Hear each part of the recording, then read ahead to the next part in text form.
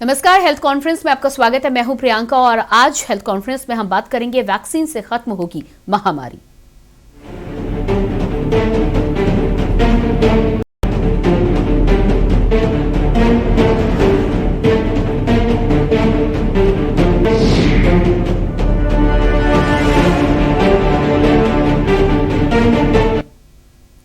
विश्व स्वास्थ्य संगठन के प्रमुख टेड्रोस एडनॉम ने कोरोना महामारी पर बड़ा बयान दिया है। टेड्रोस ने कहा है कि ओमिक्रॉन को कोरोना का आखिरी वेरिएंट समझना खतरनाक हो सकता है। उन्होंने ये भी कहा कि अगर महामारी से बचने के लिए बड़े पैमाने पर उपाय किए जाते तो 2022 के आखिर तक ये खत्म हो सकती है। टेड्रोस ने कहा है कि भविष्य में इस तरह के हालात को रोका जा सके, इसलिए मौजूदा महामारी से सबक सीखने और नए समाधान खोजने की आवश्यकता है। WHO चीफ के मुताबिक पिछले हफ्ते के आंकड़ों पर गौर किया जाए तो हर 3 सेकंड में 100 लोग कोरोना से संक्रमित हुए। इस वायरस ने हर 12 सेकंड में एक इंसान की जान ली है। 2019 में पहला केस आने के बाद अब तक कोरोना वायरस दुनिया भर में 56 लाख से ज्यादा लोगों की जान ले चुका है। WHO कई महीने से मांग कर रहा है कि गरीब देशों में वैक्सीन पहुंचाने में तेजी लाई जाए। संगठन ने सभी देशों से जून 2022 तक अपने कम से कम 70% आबादी का वैक्सीनेशन करने की अपील भी की है। WHO के 194 सदस्य देशों में से आधे देशों ने 2021 के आखिर तक अपनी 40% आबादी को वैक्सीन लगवा दी थी। इसी दौरान अफ्रीका में 85% लोगों को वैक्सीन का एक भी डोज नहीं मिला। इन सबके बीच कई सवाल हैं। क्या ओमिक्रॉन से ज्यादा खतरनाक वेरिएंट आ सकता है? क्या इसे आखिरी वेरिएंट समझना खतरनाक हो सकता है? ऐसे कई सवाल हैं जिस पर आज हम चर्चा करेंगे, लेकिन इससे पहले देखिए रिपोर्ट।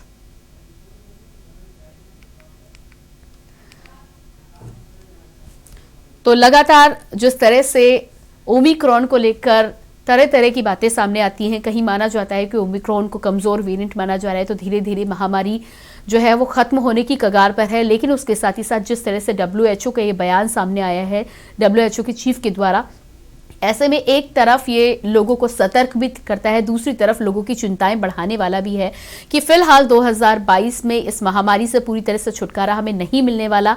कोविड गाइडलाइंस का और कोविड अप्रोप्रिएट बिहेवियर का पालन अब हमें अपनी आदत में शुमार कर लेना चाहिए, क्योंकि लापरवाही की तो कहीं ना कहीं घातक हो सकती है। डॉक्टर विकास मिश्रा, माइक्रोबायोलॉजिस्ट, हमारे साथ जुड़ चुके हैं। बहुत स्वागत है आपका कार्यक्रम में सर। लगातार जिस तरह से WHO के चीफ का ये बयान सामने आया है, साफ तौर पर अब ओमिक्रॉन को लेकर उन्होंने कहा है कि इसे आखिरी वेरिएंट समझ लेना हमारे लिए खतरनाक हो सकता है, घातक हो सकता है, क्योंकि इस बात को लेकर अभी कुछ नहीं कहा जा सकता। दूसरी बात, वैक्सीनेशन को लेकर जो उन्होंने कहा है कि गरीब देशों को वैक्सीनेशन करवाना चाहिए। भारत यकीनन उसमें बेहतर प्रदर्शन लगातार कर रहा है, कोशिशें हमारी अभी भी जारी हैं। लेकिन क्या लगता है आपको, कब तक हम वैक्सीनेशन की उस कगार पर पहुंच पाएंगे कि हम अपने देश में हर नागरिक को सेफ समझें? जी जी, देखिए प्रियंका जी, आपका सवाल बहुत अच्छा है। सबसे पहले तो हमारी जो एडल्ट पॉपुलेशन है आज की डेट में, हम लोग का लगभग 75% हमारी पॉपुलेशन है जिनको दोनों डोजेस लग चुकी हैं कोरोना की।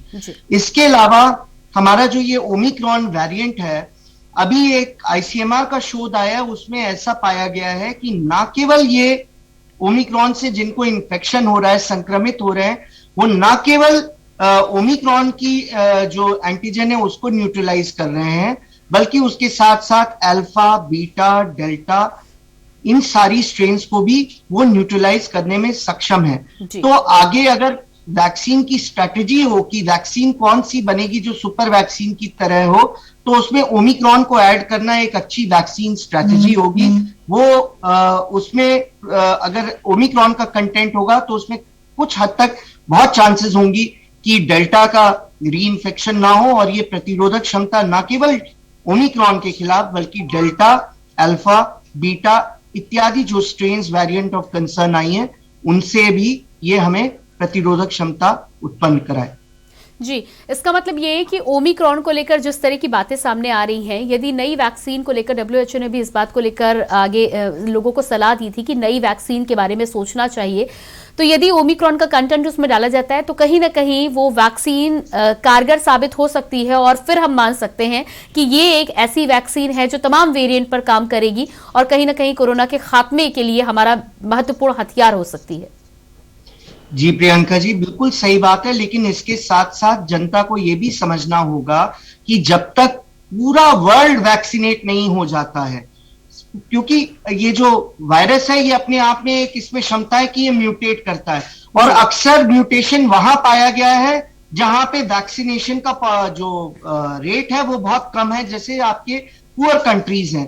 तो जो अभी ओमिक्रॉन वेरिएंट भी उत्पन्न हुआ था वो एक HIV पॉजिटिव में साउथ अफ्रीका में हुआ था, इसलिए ये बहुत जरूरी है कि ये वैक्सीनेशन ना केवल भारत में बल्कि पूरे विश्व में, ये जो गरीब देश है वहां पे भी WHO अपना प्रयास करके वहां पे वैक्सीन लोगों को अवेलेबल कराए, जिससे कि वहां के लोगों में भी प्रतिरोधक क्षमता बने और ये म्यूटेंट अपने आप में दोबारा म्यूटेट ना हो पाए।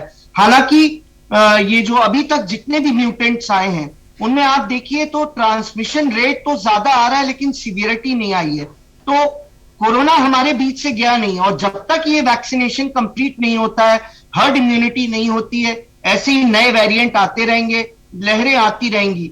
तो जनता को ये जरूर समझना है कि एप्रोप्रिएट कोविड बिहेवियर का भी पालन करना है और वैक्सीनेशन भी लगाना है।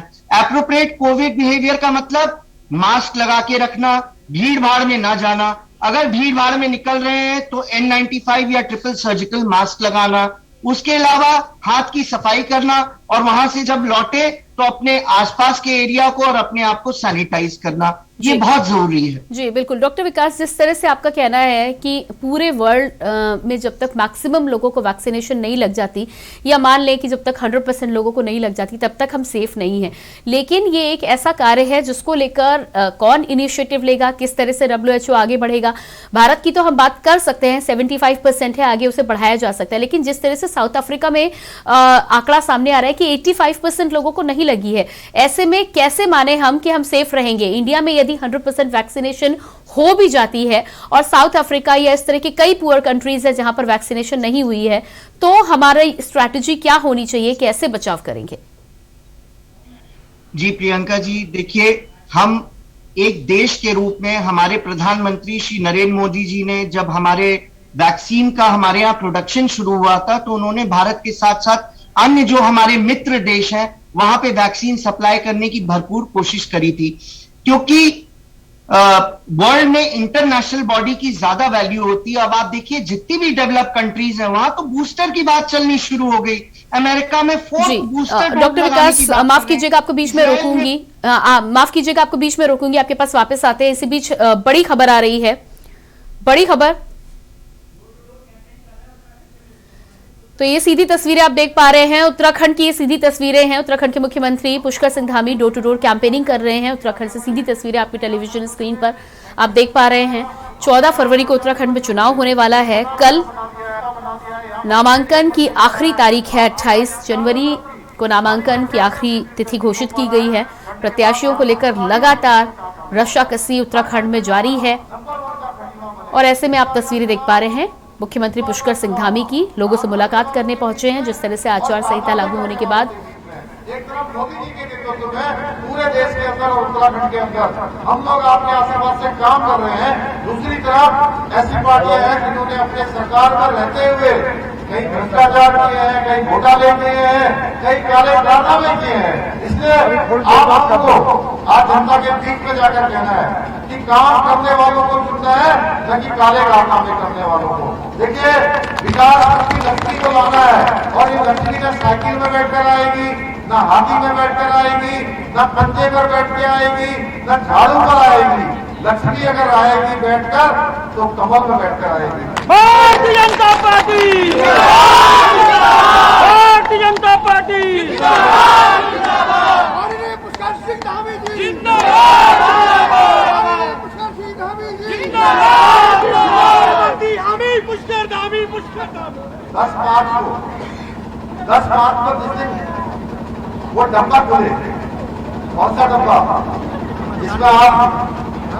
जिसमें बटन दबाओगे ना आप लोग, 14 तारीख को पहले, हाँ ये तो कौन सा वाला दिखाइए आपको हाथ से, हाँ। तो 14 तारीख को जब आप लोग वोटिंग करोगे, उस वोटिंग के दिन जहां पर कमल का निशान लगा होगा, वो कमल के निशान वाला बटन इतना दबाना है कि वो बटन ही अंदर चले जाए और 10 तारीख को जब रिजल्ट आए तो रिजल्ट सब कमल ही कमल निकले, कमल की लड़ियां ही लड़ियां निकले और दीपावली जैसा माहौल हो जाए। पूरे उत्तराखंड की जनता इस बार हम सबको आशीर्वाद दे रही है। उत्तराखंड में फिर से आपकी सरकार बन रही है, भाजपा की सरकार बन रही है और हमने अपनी बार नारा दिया है, अब की बार 7 बार, अब की बार। इसलिए मुझे पूरे उत्तराखंड में घूमना है। यहाँ की जिम्मेदारी आप सब लोग लोगे ना, आप खा लीजिए। आप लोग बताइए, यहाँ की जिम्मेदारी आप लोग छोड़ता हूँ मैं उत्तराखंड के अंदर जा रहा हूँ, पूरे प्रदेश के अंदर, क्योंकि अब दोबारा नहीं आ पाऊंगा आप लोगों के बीच में। इसलिए ये जिम्मेदारी आपकी है। बताइए, है कि नहीं है? चलिए, बहुत बहुत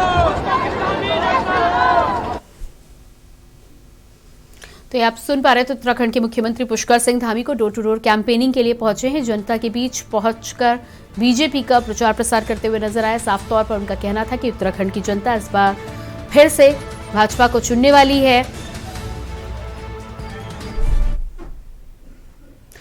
तो सीधे रुक करेंगे हेल्थ कॉन्फ्रेंस में। आज हम बात कर रहे थे ओमिक्रॉन को लेकर, ओमिक्रॉन वेरिएंट को लेकर WHO का जो बयान आया है। हमारे साथ लगातार डॉक्टर विकास मिश्रा बने हुए हैं, माइक्रोबायोलॉजिस्ट हैं। डॉक्टर विकास, माफ कीजिएगा, आपके पास वापस लौट कर आते हैं। ओमिक्रॉन को लेकर हम चर्चा कर रहे थे।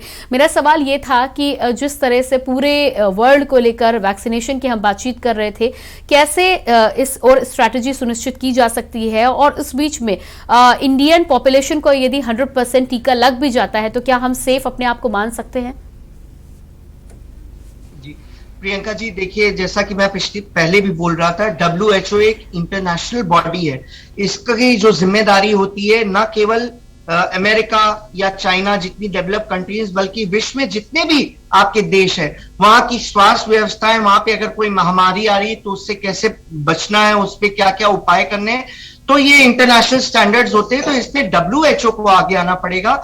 और जितनी डेवलप्ड कंट्रीज हैं, खास करके US, UK, ब्रिटेन यानी फ्रांस, इजराइल, वहां पे देखिए उन लोगों ने इतनी डोजेस स्टॉक करके रखी हुई है, यानी चौथी उन्होंने डोज लगानी शुरू कर दी है, बूस्टर डोज। जबकि कई गरीब देश बेचारे ऐसे हैं जहां पे अभी पूरी पहली डोज भी नहीं पहुंच पाई है। कहीं तो फिफ्थ और सिक्स्थ भी लग रही है। इनिशिएटिव लेना पड़ेगा एज ए इंटरनेशनल बॉडी, और कुछ स्ट्रिक्ट रेस्ट्रिक्शंस बनाने पड़ेंगे जिससे पूरा वर्ल्ड आपका इम्यूनाइज हो सके। क्योंकि ये बहुत अच्छे से समझ लीजिए, जब तक पूरा वर्ल्ड आपका वैक्सीनेट नहीं होगा, हर्ड इम्यूनिटी नहीं आएगी, तब तक ये म्यूटेंट्स पनपते रहेंगे। और जो लो सोशो इकोनॉमिक कंट्रीज हैं, जहां पे वैक्सीनेशन रेट बहुत कम है, वहां ज्यादा चांसेस रहेगी कि इस तरह के म्यूटेंट्स उत्पन्न हो और वो लहर बनाए।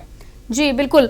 डॉक्टर विकास, जिस तरह से आपका कहना है कि तमाम बड़ी कंट्रीज की 3rd 4th डोजेस की तो हम बात जाने ही दे, कहीं पर 5th और 6th डोजेस भी लग रही हैं जो कंट्रीज हैं, तो यहाँ पर क्या लगता है कि WHO के पास जो नियम है, उनके हिसाब से जो पावर है, क्या उसको यूज करके आप कहीं ना कहीं यहाँ पर रेगुलेट करने की कोशिश करनी चाहिए कि पहले पूरे वर्ल्ड की पॉपुलेशन को कम से कम 2 डोजेस लग जाए और उसके बाद बाकी कंट्रीज में बूस्टर डोज को लेकर विचार किया जाए?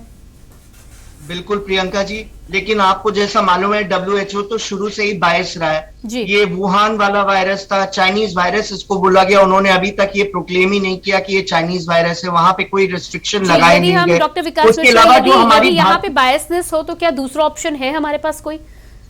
क्या नहीं, कहीं इसके अलावा दूसरा ऑप्शन नहीं है मैडम, हमारे पास यही है। हाँ, हम आपस में जितना कि हम पहले अपनी कंट्री की जैसे जरूरतें पूरी कर लें, उसके बाद जो स्टॉक बचता है वो हम अपने गरीब देशों को दे सकते हैं लगाने के लिए। अदरवाइज तो एक इंटरनेशनल बॉडी चाहिए ही चाहिए। आप देखिए ना, हमारी कोवैक्सीन जो अभी तक वर्ल्ड की बेस्ट वैक्सीन है, उसको इन्हें रिकॉग्नाइज करने में इतना टाइम लग गया। और अभी देखिए आपके शोधों में आ रहा है कि आपकी mRNA वैक्सीन जो फाइजर और मॉडर्ना है, उसके कंपेयरिंग आपका कोवैक्सीन का प्रोटेक्टिव इम्यून रिस्पॉन्स है। तो we are very proud to be Indians. हमारी गवर्नमेंट ने बहुत अच्छे प्रयास किए। India has 5 to 6 vaccinations in chain, और हमारा वैक्सीनेशन प्रोसेस भी बहुत अच्छा चल रहा है। उम्मीद करी जा रही है कि हम लोग 100% वैक्सीनेशन को बहुत जल्दी अटेन करेंगे और हमारे यहाँ इम्यूनिटी ज्यादा से ज्यादा आएगी। आप देखिए वैक्सीनेशन का कितना फायदा हुआ। ये ओमिक्रॉन वेरिएंट आया, लेकिन अगर आप देखें केसेस इतने ज्यादा बढ़ रहे हैं, लेकिन हॉस्पिटलाइजेशन उतना नहीं है, ऑक्सीजन रिक्वायरमेंट नहीं है। तो वैक्सीन अपने आप में इंश्योर करता है कि वैक्सीन लगने के बाद इंफेक्शन तो होगा, लेकिन सीवियरिटी नहीं होगी, मरीज को आईसीयू की जरूरत नहीं पड़ेगी, उसका ऑक्सीजन कम नहीं होगा, उसे वेंटिलेटर की जरूरत नहीं पड़ेगी और उसकी मृत्यु नहीं होगी। तो वैक्सीनेशन बहुत जरूरी है। जी बिल्कुल। वैक्सीनेशन को लेकर जिस तरह से इंडिया में काम हो रहा है, मार्च से 12 से 15 साल के बच्चों का भी वैक्सीनेशन हो रहा है, लेकिन हम जब बोल रहे हैं सारी पॉपुलेशन को लेकर और बच्चों को खतरा भी बताया जा रहा था, यदि बच्चे इस वेव में कहीं ना कहीं बच भी जाएं तो आगे भी जो वेव्स आएंगी वो बच्चों के लिए लगातार खतरा बना रहेगी। क्या आपको लगता है कि अब छोटे बच्चों को भी इसमें शामिल कर लेना चाहिए, क्योंकि पेरेंट्स के साथ बच्चे भी बाहर निकलते ही हैं, हम उन्हें घर में कैद करके नहीं रख सकते? प्रियंका जी, आप बिल्कुल सही कह रही हैं और बहुत पहले ही बच्चों को इन्वॉल्व कर लेना चाहिए था, क्योंकि बच्चे अगर खुद तो संक्रमित होंगे ही, इसके साथ साथ आप देख रहे हैं वो एसिम्प्टोमेटिक लक्षण विहीन होते हैं, तो वो एक सुपर स्प्रेडर का काम कर सकते हैं। अपने घर में जाके जो बुजुर्ग लोग हैं या जो आस पड़ोस में लोग हैं उनको भी संक्रमित कर सकते हैं और चेन तोड़ने में काफी मुश्किल आएगी। लेकिन ये सारी चीजें सरकार ऐसी एब्रप्टली डिसाइड नहीं करती, इसके लिए प्रॉपर एक टीम होती है और बहुत धैर्य और साइंटिफिक डेटा और एविडेंस के बाद ये साइंटिफिक कमेटी जो आपके रिकमेंडेशंस देती है उसी को हमारी भारत सरकार, प्रधानमंत्री नरेंद्र मोदी जी और उनकी सरकार ये फॉलो करती है। तो ये एक हमेशा सेफ रिस्पॉन्स दिया जाता है, हमेशा फेजिक दिया जाता है। हालांकि कोवैक्सीन को प्रूव हो चुका है कि 2 साल तक के बच्चों तक के लिए ये बिल्कुल सुरक्षित है, लेकिन हमारी सरकार ने इसको फेज वाइज शुरू किया है। 15 से 18 का शुरू हो गया है और आप देखिए आधे से ज्यादा लोग वैक्सीनेट हो चुके हैं। बहुत जल्दी दूसरी पॉपुलेशन का भी शुरू होगा और उम्मीद करते हैं कि ज्यादा से ज्यादा लोग जल्दी से जल्दी वैक्सीनेशन प्राप्ति को की तरफ जाएंगे। जी बिल्कुल। डॉक्टर विकास, साथ ही साथ WHO ने जिस तरह से कहा है, ओमिक्रॉन को लेकर उम्मीदें बहुत ज्यादा हैं, आपका भी जिस तरह से कहना है कि ICMR के द्वारा जो बयान जारी किया गया है, लेकिन ओमिक्रॉन कहीं ना कहीं कमजोर वेरिएंट जरूर है, पर आपका जिस तरह से कहना है कि जब तक वैक्सीनेशन नहीं होता तब तक वेरिएंट्स आ सकते हैं। इस बात को लेकर 2 ग्रुप बने हुए हैं, एक का कहना है कि कहीं ना कहीं एंडेमिक की ओर बढ़ रहे हैं और एक का कहना है कि हो सकता है कि अगला वेरिएंट इससे ज्यादा खतरनाक हो जाए। क्या इस बारे में आज की तारीख में कुछ कहा जा सकता है?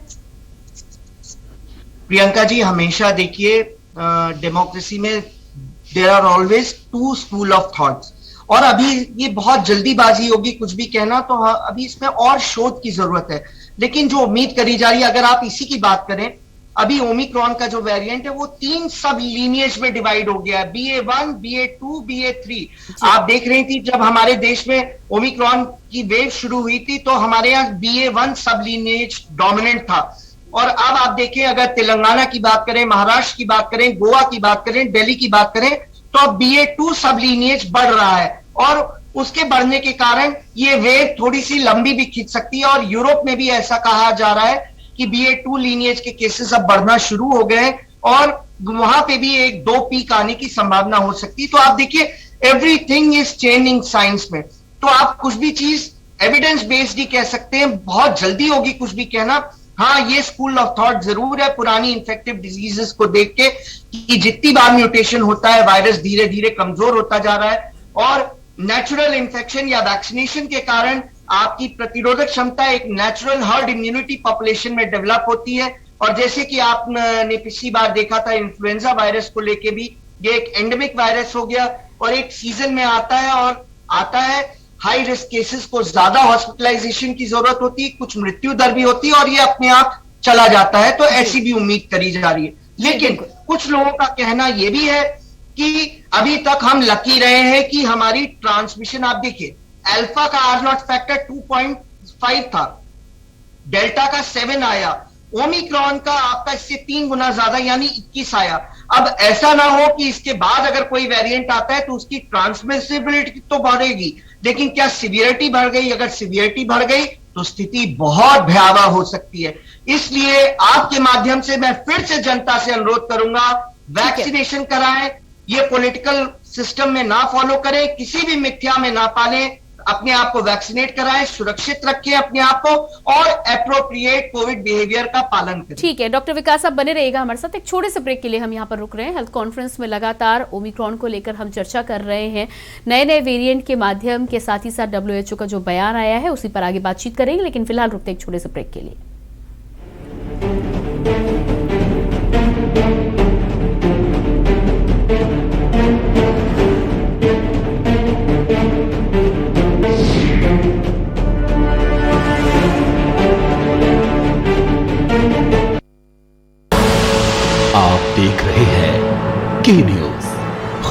का सारथी। जुबान के लिए उड़ चला गैरों की ज़मीं पर, खुशबू अपने पन की ढूंढता और दूर कितना भी जा, इस जुबान से दूर ना जा पाओगे। रुमर बोलो जुबान केसरी।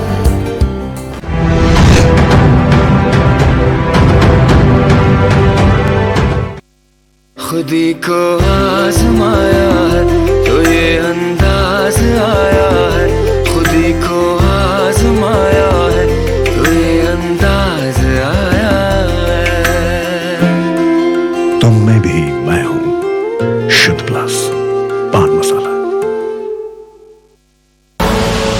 आप देख रहे हैं के न्यूज, खबरों का सारथी।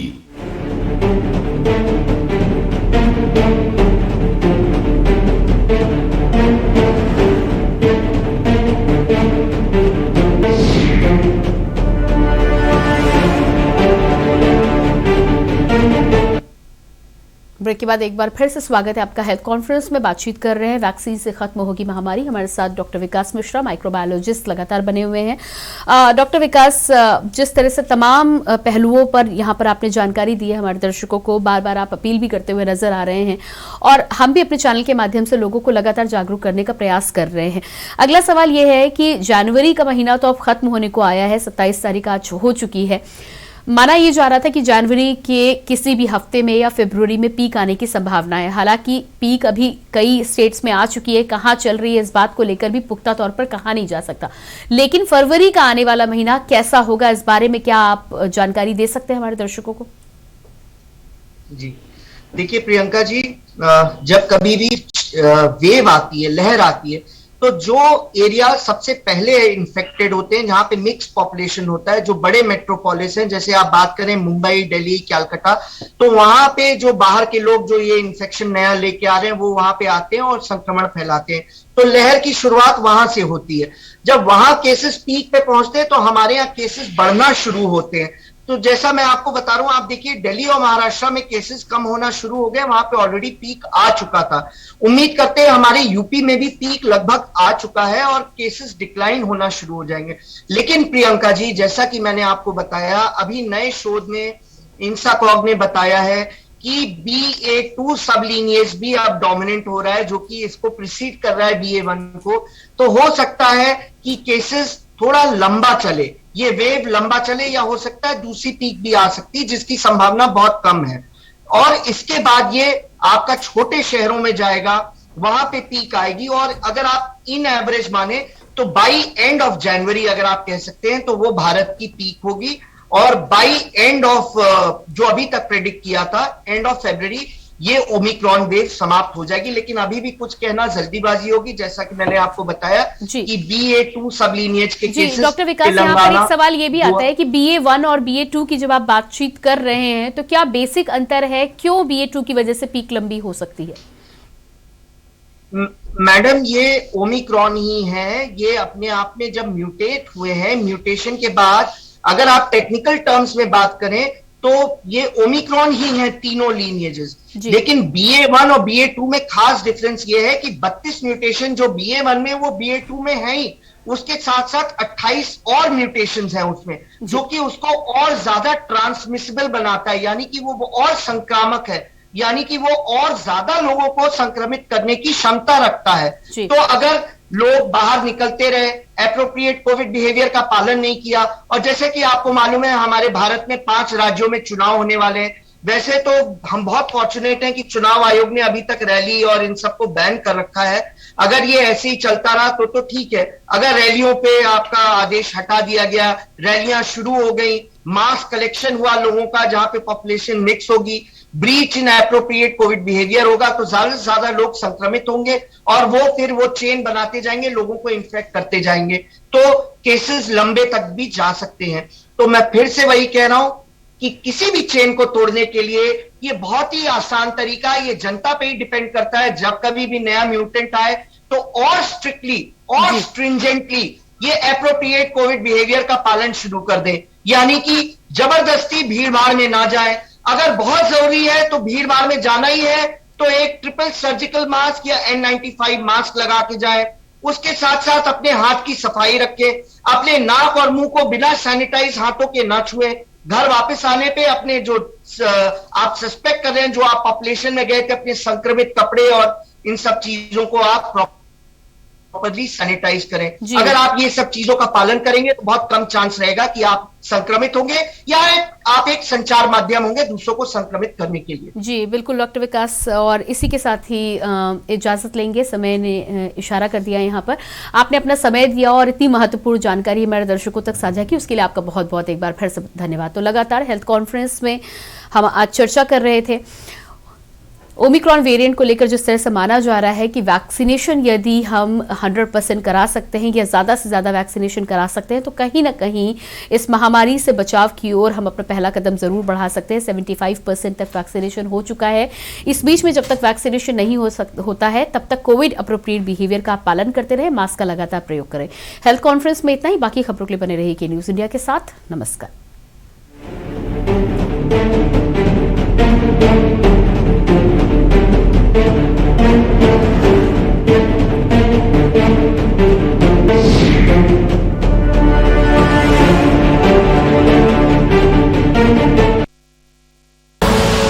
आप देख रहे हैं के न्यूज, खबरों का सारथी। आजमाया है तो ये अंदाज आया है, खुद ही को आजमाया है तो ये अंदाज आया है। तुम में भी मैं हूं, शुद्ध प्लस पान मसाला। सड़क से संसद तक होगा चिंतन, मैं करूंगा राजनीति का समुद्र मंथन। बात गांव की पंचायत से लेकर देश की सियासत तक मैं लेकर जाऊंगा आपको हर मुद्दों की तक। जनता के मुद्दों से रास्ता है हमारा, आईना सच का दिखाना जज्बा है हमारा। मैं उठाऊंगा आपकी आवाज, सरकार से करूंगा आपके सवाल। सरकार के दावों की होगी पड़ताल, मैं बताऊंगी आपको खबरों का आपको देखा हाल। हर तरफ है सियासत का नजारा, तैयार हो चुका है चुनावी अखाड़ा। जनता के मुद्दों को उठाते हैं हम, हकीकत से रूबरू करवाते हैं हम। खबरों की तह तक जाते हैं हम, देश दुनिया की खबर लाते हैं हम। मैं करूंगी सबके हक और हुकूक की बात, खोलूंगी सियासत के नए नए राज। आपकी कसौटी पर उतरेंगे खरे, हम हैं खबरों के सारथी। आप देख रहे हैं के न्यूज, खबरों का सारथी। करें अपने जीवन को कृतार्थ, सुने श्रीमद् भागवत कथा रोज प्रातः 6 बजे मेरे साथ सिर्फ के न्यूज इंडिया पर।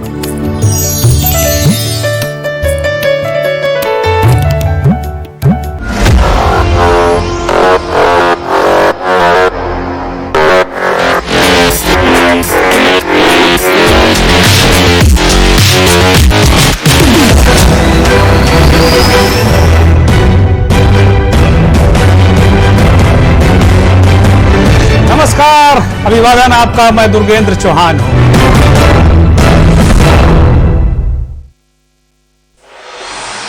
कोर्ट कचहरी के ना लगे चक्कर, सबसे अधिक यही है बेहतर। लेकिन बढ़ ही जाए पाला तो कहां जाए, क्या करें? घबराए नहीं, अब हर मुश्किल होगी आसान। के न्यूज इंडिया पर वकील आपका देगा समाधान। कीजिए कॉल, पूछिए अपने सवाल। 0512 23 90031 और 0512